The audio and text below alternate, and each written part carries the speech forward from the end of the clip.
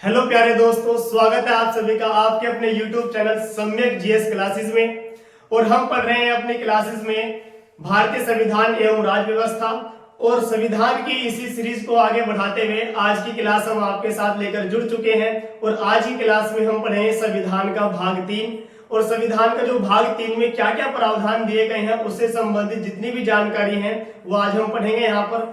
अगर आप पॉलिटी पहली बार पढ़ रहे हैं तो आप एक कॉपी और पेन लेकर के बैठिए और साथ के साथ अपने नोट्स बनाते हुए चलिए, क्योंकि आने वाली जो आगामी परीक्षाएं हैं उनके लिए आपके लिए अच्छी तैयारी हो सके। ठीक है, तो देखते हैं कि आज की क्लास में हम जो पढ़ने जा रहे हैं क्या, मूल अधिकार। क्या पढ़ने जा रहे हैं? मूल अधिकार। तो मूल अधिकार से संबंधित जितने भी कॉम्पिटिटिव एग्जाम में क्वेश्चंस बनते हैं वो सारे के सारे कवर करने की हम यहाँ पर कोशिश करेंगे। तो मूल अधिकार जो है, मूल अधिकार से संबंधित क्या क्या प्रश्न बनते हैं? देखो सीधे सीधे प्रश्न बनते हैं, जो आसान प्रश्न होते हैं। सबसे पहले तो पूछ लेता है कि जो मूल अधिकार है वो संविधान के कौन से भाग में दिया हुआ है। तो मूल अधिकार जो है वो संविधान के भाग 3 में दिया हुआ है। किस भाग में दिया हुआ है? भाग 3 में दिया हुआ है। लेकिन प्रश्न ये भी बनता है कि हमारे यहाँ पर जो भाग 3 है वो किस अनुच्छेद से जाकर के किस अनुच्छेद तक वो समाप्त हो जाता है। तो हमारे यहाँ पर जो भाग 3 है वो अनुच्छेद 12 से स्टार्ट होता है और अनुच्छेद 12 से जाकर के वो अनुच्छेद 35 तक जाकर के समाप्त हो जाता है। कहां से कहां तक? यानी कि अनुच्छेद 12 से स्टार्ट होता है और 35 तक जाकर के वो समाप्त हो जाता है। अब एक प्रश्न और बनता है कि हमारे यहाँ पर जो मूल अधिकार से संबंधित जो प्रावधान है वो किस देश के संविधान से लिया हुआ है। तो मूल अधिकार से संबंधित जो प्रावधान है वो हमारे संविधान में अमेरिका के संविधान से लिया हुआ है। कहां से? अमेरिका के संविधान से लिया हुआ है। तो अमेरिका के संविधान से हमने क्या लिया हुआ है? मूल अधिकार। तो कहां से लिए गए हैं मूल अधिकार? अमेरिका के संविधान से। अमेरिका के संविधान यानी कि अमेरिका से लिए हुए हैं। अब यहां से देखते हैं कि मूल अधिकार से संबंधित क्या क्या प्रश्न और बनते हैं। देखो सीधे सीधे प्रश्न ये बनते हैं कि जब वो हमारे मूल संविधान की बात करता है कि मूल अधिकार जो थे मूल संविधान में वो कितने थे। तो मूल अधिकार जो हमारे मूल संविधान में दिए गए थे वो 7 दिए गए थे और वर्तमान में जो मूल अधिकारों की संख्या है वो कितनी है? 6 है। लेकिन अब देखते हैं कि कौन सा वो मूल अधिकार है जो हमारे संविधान से हटा दिया गया है, इनके मूल अधिकारों की श्रेणी से हटा दिया गया है और वर्तमान के 6 जो मूल अधिकार हैं वो कौन से हैं। लेकिन उससे पहले मैं आपको पढ़ाना चाहूंगा कि इनके अनुच्छेद 12 क्या है और अनुच्छेद 13 क्या है। उसके बाद ये हम देखेंगे इनके कितने हमारे वर्तमान मूल अधिकार हैं। तो देखते हैं इनके अनुच्छेद 12, ये एक इंपोर्टेंट आर्टिकल है। ठीक है, अनुच्छेद 12 में क्या दिया हुआ है? देखो अनुच्छेद 12 में राज्य शब्द को परिभाषित किया गया है। क्या किया गया है? राज्य शब्द को परिभाषित किया गया है। अनुच्छेद 12 में क्या दिया हुआ है? राज्य शब्द को परिभाषित किया गया है कि जो राज्य शब्द है ये इसको परिभाषित किया गया है। अब देखो अगर राज्य शब्द को परिभाषित की मैं बात करूं तो हमारे संविधान में 3 जगहों पर, कितनी जगहों पर? जी हाँ, 3 जगहों पर राज्य शब्द को परिभाषित किया गया है। एक तो भाग 3 में यानी कि अनुच्छेद 12 में। इसके अलावा अगर मैं बात करूं जो भाग 4 है हमारा, यानी कि भाग 4 में भी किसको? राज्य शब्द को परिभाषित किया गया है आर्टिकल 36 में। अगर मैं बात करूं यहाँ पर जो आपका एक भाग आता है यानी कि भाग 6, भाग 6 में भी जो आर्टिकल 152 है, 152 में भी राज्य शब्द को परिभाषित किया गया है। अब ये राज्य शब्द को जो परिभाषित कर रहा है यहाँ पर राज्य शब्द का तात्पर्य क्या है? देखो अगर हम देखें तो राज्य शब्द का जो तात्पर्य है यहाँ पर वो कह रहा है यानी कि जो भारत सरकार है, यानी कि भारत सरकार या हमारे यहाँ पर वो संसद की बात कर रहा है या वो बात कर रहा है राज्य का जो विधानमंडल होता है, यानी कि राज्य का विधानमंडल, वो राज्य की विधानमंडल की भी बात कर रहा है। किसकी बात कर रहा है? राज्य की विधानमंडल की भी बात कर रहा है। या हमारे यहाँ पर जितने भी स्थानीय प्राधिकरण हैं, क्या है? जो हमारे यहाँ पर स्थानीय प्राधिकरण है वो इनकी भी बात कर रहा है। तो स्थानीय प्राधिकरण के अंतर्गत भी बहुत सारी संस्थाएं आ जाती हैं। ठीक है, जैसे कि विश्वविद्यालय हो गया, ठीक है, या और भी जितने भी हमारे यहाँ पर जो ऐसे स्थानीय अधिगम बने हुए हैं उनकी बात कर रहा है, प्राधिकरण की वो बात कर रहा है। अब यहाँ पर हम देखते हैं कि राज्य शब्द को वो यहाँ पर किस तरह से हमारे यहाँ पर मूल अधिकार में प्रयोग करेगा। ठीक है, तो राज्य शब्द को परिभाषित किस आर्टिकल में किया गया है? अनुच्छेद 12 में किया गया है। अब इसी के साथ साथ हम पढ़ते हैं क्या? अनुच्छेद 13। अनुच्छेद 13 में क्या दिया हुआ है? देखो अनुच्छेद 13 जो है इसमें कहा गया है इनके मूल अधिकार से असंगत जितनी भी विधियां हैं उन सबको शून्य घोषित कर सकता है न्यायालय। जी हाँ, न्यायालय को यह शक्ति प्रदान की गई है कि मूल अधिकार से असंगत जितनी भी विधियां हैं उन सबको वह शून्य घोषित कर सकता है। अब आर्टिकल 13 में यदि हम देखें कि शून्य घोषित कैसे करेगा, इसमें क्या दिया हुआ है, यानी कि मूल अधिकार से असंगत विधियां, मूल अधिकार से असंगत जितनी भी विधियां हैं उन सबको क्या कर सकता है, शून्य घोषित कर सकता है। अब इस आर्टिकल को आप कैसे समझोगे, अच्छे से समझाऊंगा इस आर्टिकल को। विधियों क्या कर सकता है, वो शून्य घोषित कर सकता है। अब ध्यान से देखिए, अब यहां पर अगर मैं बात करूं आर्टिकल 13 का, एक तो फर्स्ट आता है और एक आता है सेकंड। इन दोनों को आपको समझने की बहुत ज्यादा आवश्यकता है कि अनुच्छेद 13 का फर्स्ट क्या कहता है। देखो अनुच्छेद 13 का जो फर्स्ट है वो कहता है कि संविधान से, यानी कि जो संविधान है ना हमारा, संविधान के लागू होने से पहले, यानी कि संविधान के लागू होने से पहले, यानी कि कब की बात कर रहा है वो पहले की बात कर रहा है। यानी कि वो कहता है कि संविधान के लागू होने से पहले की यदि कोई ऐसी विधियां हैं या ऐसे कोई रीति रिवाज हैं या ऐसी कोई परंपराएं हैं जो हमारे वर्तमान मूल अधिकारों का उल्लंघन करती हो, ध्यान से समझिए, इनके संविधान के लागू होने से पहले की यदि कोई ऐसी विधियां हैं जो हमारे मूल अधिकारों का हनन करती हो या उन्हें कम करती हो तो ऐसी सभी विधियां शून्य मानी जाएंगी। और शून्य घोषित कौन करेगा, शून्य घोषित कौन करेगा, हमारा न्यायालय।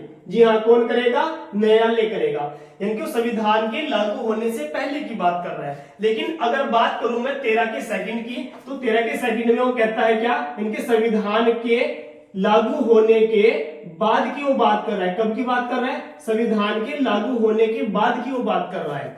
अब संविधान के लागू होने के बाद वो क्या कहता है, इनके संविधान के लागू होने के बाद राज्य। अब राज्य शब्द से आप ये समझिए कि जहां पर मैं राज्य शब्द का इस्तेमाल कर रहा हूं वहां पर भारत की संसद आती है, वहां पर राज्यों के विधानमंडल भी आ रहे हैं। तो जहां पर मैं राज्य शब्द का इस्तेमाल कर रहा हूं वहां पर ये सारी चीजें आपके माइंड में तुरंत चली जानी चाहिए। ठीक है, अब वो कहता है कि संविधान के लागू होने के बाद राज्य कोई भी ऐसी विधियां नहीं बनाएगा जिससे हमारे मूल अधिकारों का हनन होता हो या उनका उल्लंघन होता हो या हमारे मूल अधिकार कम होते हो। यदि संसद या राज्य का विधानमंडल ऐसी कोई भी विधियां बनाता है, ऐसा कोई भी कानून बनाता है तो हमारा न्यायालय उसको क्या कर सकता है, शून्य घोषित कर सकता है। और शून्य घोषित करता है तो इसी की ये जो शक्ति है इसी को हम बोलते हैं क्या, न्यायिक पुनराविलोकन। क्या बोलते हैं, न्यायिक पुनराविलोकन बोलते हैं। अब न्यायिक पुनराविलोकन ये जो क्या है इसके बारे में समझते हैं। न्यायिक पुनराविलोकन, अब न्यायिक पुनराविलोकन की ये जो शक्ति है ये कहां से ली गई है, तो ये ली गई है अमेरिका से। कहां से ली गई है, अमेरिका के संविधान से ली गई है। अब होता क्या है न्यायिक पुनराविलोकन, किसको बोलते हैं न्यायिक पुनराविलोकन। देखो न्यायिक पुनराविलोकन उसको बोलते हैं कि जब संसद के द्वारा बनाया गया या राज्य विधानमंडल के द्वारा बनाया गया कोई अधिनियम, यानी कि जब वो लागू भी हो जाता है तो उसके ऊपर विचार विमर्श करते हैं, यानी कि पुनर्विलोकन करते हैं, दोबारा से विचार विमर्श करते हैं। और विचार विमर्श करने की ये जो प्रक्रिया है यही क्या कहलाती है, न्यायिक पुनराविलोकन कहलाती है। तो इसी आधार पर आर्टिकल 13 का सेकंड यही कहता है कि इनके संविधान के लागू होने के बाद यदि राज्य कोई ऐसी विधिया ऐसा कानून बनाता है जिससे हमारे मूल अधिकारों का हनन होता है तो ऐसी सभी विधियां ऐसे सभी कानून शून्य माने जाएंगे। अब शून्य जो माने जाएंगे, अब न्यायालय की जो शक्ति दी गई है अब किसी न किसी आर्टिकल के तहत ही तो दी गई होगी। जी हाँ, अब यानी कि जो शक्ति प्रदान की गई है न्यायालय को, यानी कि अगर मैं बात करूं यहाँ पर सुप्रीम कोर्ट की, किसकी बात करते हैं, सुप्रीम कोर्ट की, यानी कि सुप्रीम कोर्ट को ये जो अधिकार है ये किस आर्टिकल में दिया गया है, 32 में दिया गया है। लेकिन अगर मैं बात करूं यहाँ पर हाई कोर्ट की, तो हाई कोर्ट को जो अधिकार दिया गया है वो किस में दिया गया है, अनुच्छेद 226 में दिया गया है। किसमें दिया गया है, अनुच्छेद 32 और अनुच्छेद 226 में। जी हाँ, यानी कि न्यायालय को जो शक्ति प्रदान की गई है, सुप्रीम कोर्ट को किस अनुच्छेद में है, 32 में है, और हाई कोर्ट को किस में है, 226 में है। तो अनुच्छेद 12 क्या कहता है, इनके राज्य शब्द को परिभाषित किया गया है, और राज्य शब्द में क्या था, इनके भारत की संसद आती है, उसमें क्या था, राज्य का विधानमंडल आता है, और हमारे जो स्थानीय प्राधिकारी हैं वो सभी इसमें आते हैं। ठीक है, यहां तक बात समझ में आ रही है? ठीक है, तो अब हम देखते हैं कि हमारे यहाँ पर जो मूल अधिकार हैं वो वर्तमान में कितने हैं और मूल संविधान में वो कितने हैं। चलिए देखते हैं, अब आगे बढ़ते हैं इसी क्लास में। तो वर्तमान में जो हमारे यहाँ पर मूल अधिकारों की संख्या है वो कितनी है?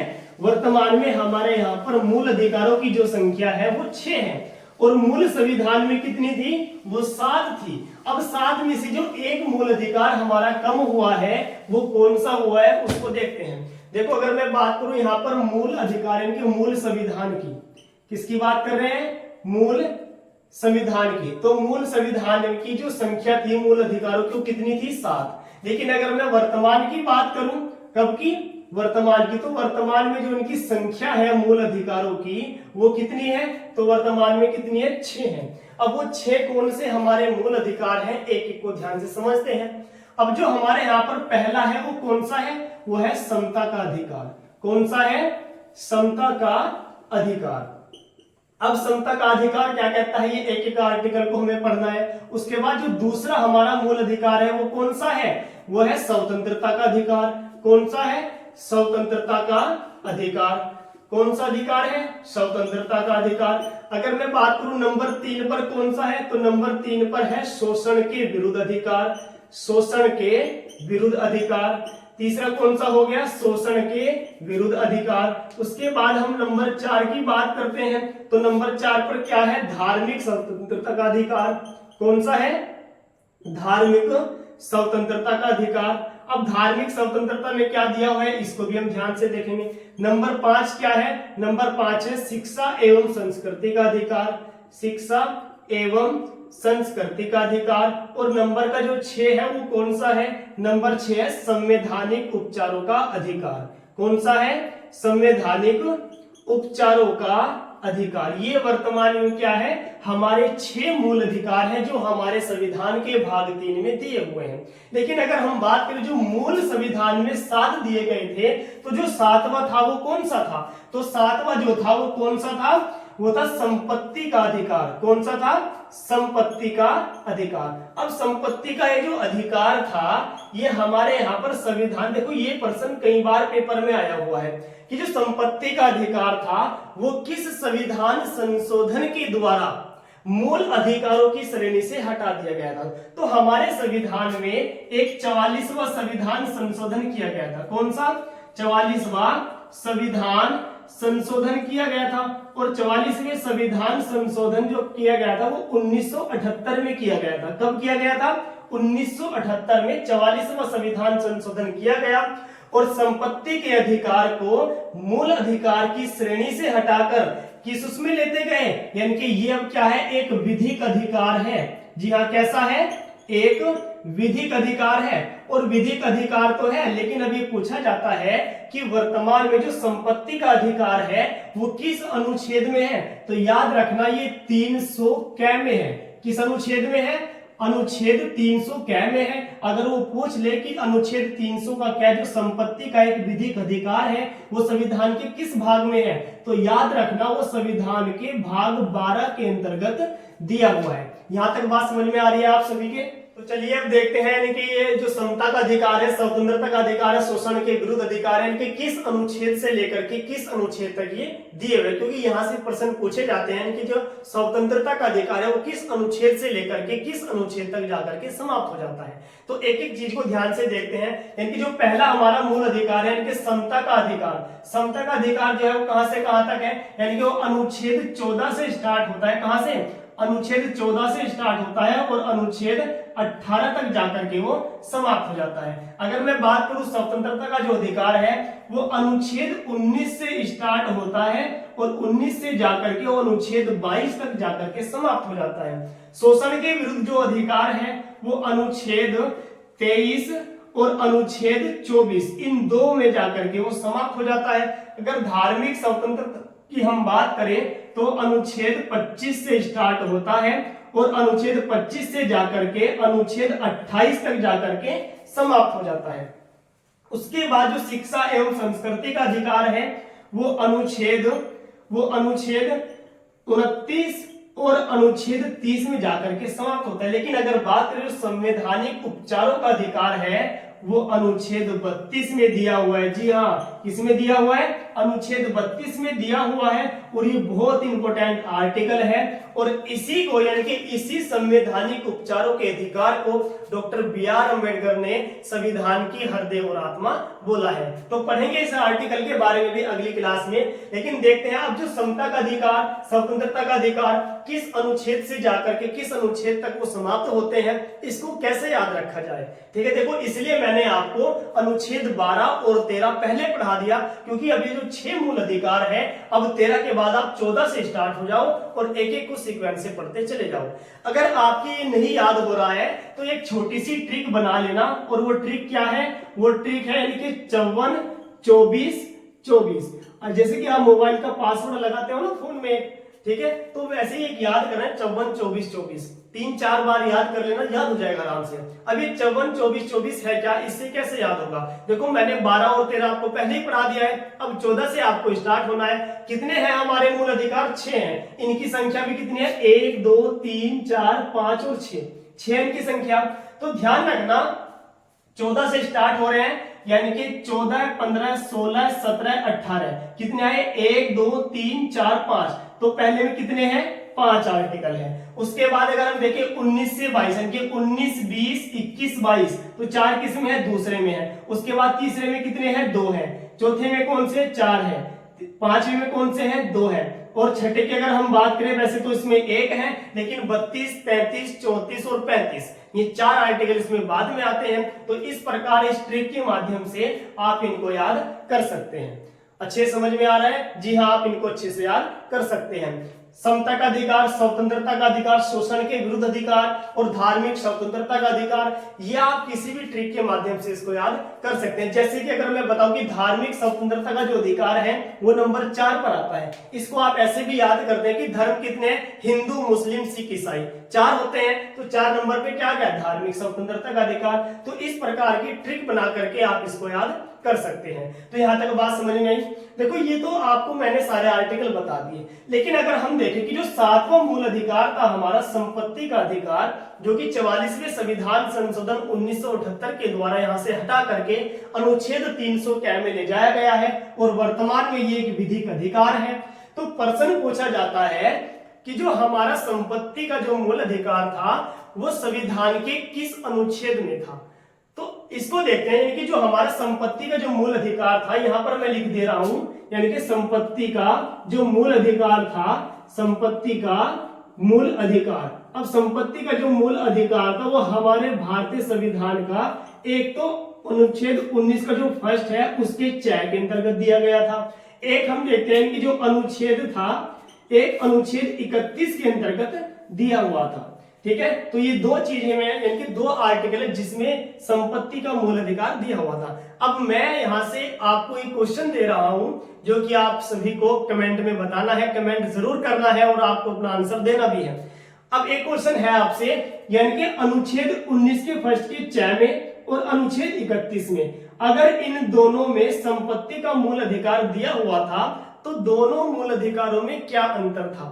ठीक है, यानी कि इसमें क्या दिया हुआ था, उसमें क्या दिया हुआ था, यानी कि इस अंतर को आपको बताना है और मैं आपके कमेंट का इंतजार करूंगा, वरना फिर नेक्स्ट क्लास में मैं आप सभी को ये चीजें बताऊंगा भी। ठीक है, तो कमेंट इसको जरूर करना और वीडियो को लाइक और शेयर जरूर करना और अपने ज्यादा से ज्यादा दोस्तों के साथ शेयर करना। ठीक है, थैंक यू, धन्यवाद।